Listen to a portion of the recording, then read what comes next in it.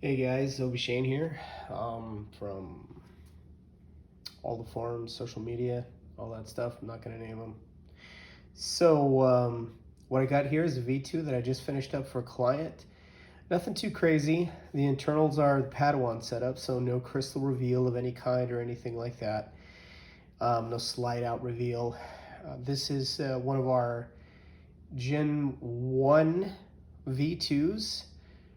Pre-collector track photo release, and it's got a couple mods on it that I did. It has our Gen 2 pommel, it has our Gen 2 D-ring, our Gen 2 clamp lever, our Gen 2 boot stud, and it has a Roman's clamp. And it has the Gen 2 Trooper Trent stencil work on it as well. And let's see, I did some modifications to the grenade section as well as the neck. And it started out as a vented pommel, but I fixed that, so it's flush now, so much nicer. Anyways, I'm also doing this as kind of a how-to video for the client so he knows what to do when he gets it. It sometimes doesn't occur to me because I work with a lot of this stuff that I should probably go over just the basics, like how to unscrew the pommel, how to, flip the kill key or kill switch or remove the kill switch or kill key, sorry. And just go through the basic functions of the lightsaber. So this is a CFX 18650 high drain with a Shiitake Neopixel connector in the front. So this is Neopixel. This is a Neopixel thin neck using our Gen 1 style setups. You have a threaded blade flange, or you have a threaded display flange. Sorry, I'm gonna have to figure out a way to bend over this camera here. And then you have the blade flange. And so yeah, this is pretty much it. You just unscrew the pommel, screw it back on, and go through everything. So the pommel screws on, screw it off, pull the kill key. I'll never turn to the dark side.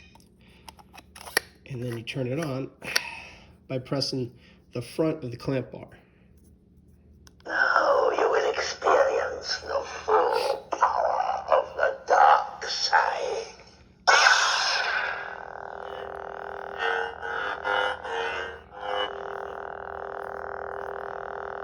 Activation in the front and auxiliary in the rear.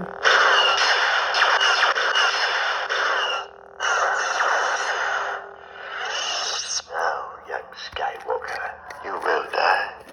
So this doesn't slide out or move in any way. This stays put where it is. The clamp bar, don't mess with that.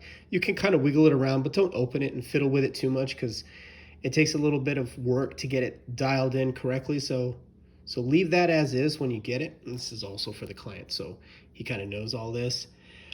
Souls Hold V2 card. Traces have been soldered to give it that vintage look. And the font on it right now is a Yuan Sith font. And I like his fonts. I use them on all my stuff. The way that the blade works, so it has a retention collar, and or it has, I don't know, a blade adapter. I don't know what you want to call it. Anyways, so you just insert that here, and then it sits flush. It sits out just a smidge, and what I do is I slide the blade flange over it, and then I usually put it down like so. Press down on the blade as I screw this on until it starts getting a little bit snug, and then I give it one little tiny crank, and then you're good to go. The blade is, I can't show you on screen, but it sits. The way that this system works is just far superior. The guy contacted me and wanted me to install a Gen 2 V2, the one with the twisting emitter and all of that. And we talked about it for a while, and I kind of told him what I thought, and he told me what he thought. and I recommended we go with a modified Gen 1 because it's built to be an installed saver without modifying it, and it's really, really close to the Gen 2 from here up. There's just a few things, obviously, that you can't do with with an emitter that, doesn't fall into pieces when you take it off, the emitter flange. And I'm looking forward to completing your training. so right now it's set to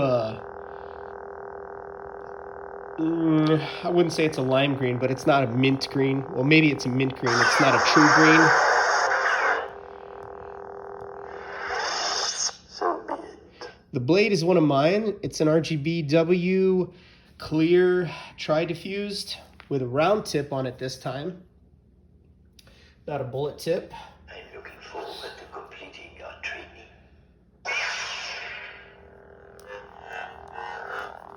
So I think that turned out pretty good.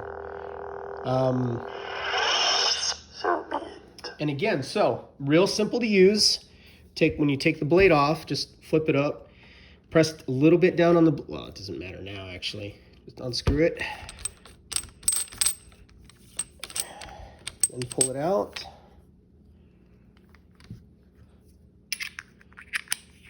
And put the display flange on. There you go. Dented emitter, overspray on the side, machine steel center plug, center punched and filed on the corner to match. The dents are pretty accurate. Given what reference we have, the neck is slightly brown, which is accurate. Gaffer tape, correct weave, wrapped in the right orientation is there. I don't dent the bottom of my pommels on the V2s. That's just something I don't do. None of the reference that I have is good enough, and none of the reference I've seen elsewhere is good enough either for me to be comfortable with doing it. So it's a choice I made. It's easy to dent it up later rather than do it wrong now and then have some photos come out and show us how it's done and then realize that I did it wrong and then I have to go back and regret that. So don't want to do that.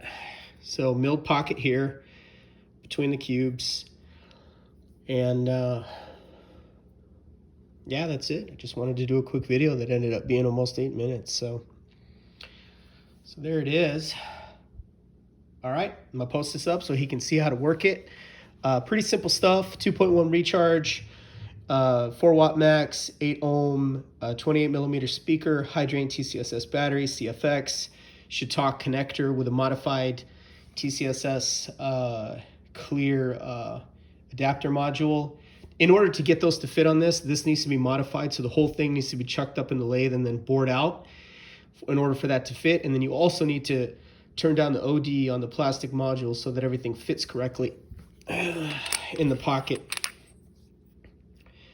I mean, you could probably get away with not turning down the OD on the plastic, but I wanted to remove material from the plastic as much as I could and save as much material as I can on the aluminum pocket. There's still over 1/8 of an inch aluminum on the inside of the pocket holding everything in there, so it's super strong. And that's why I recommended that we go with the Gen 1 and not the Gen 2. He doesn't plan on dueling with it, but it's designed to be an installed lightsaber without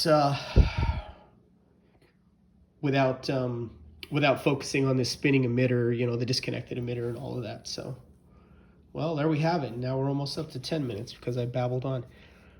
All right, well, we're done with this video then. And so yeah, Gen 2 Trooper Trent stencil, and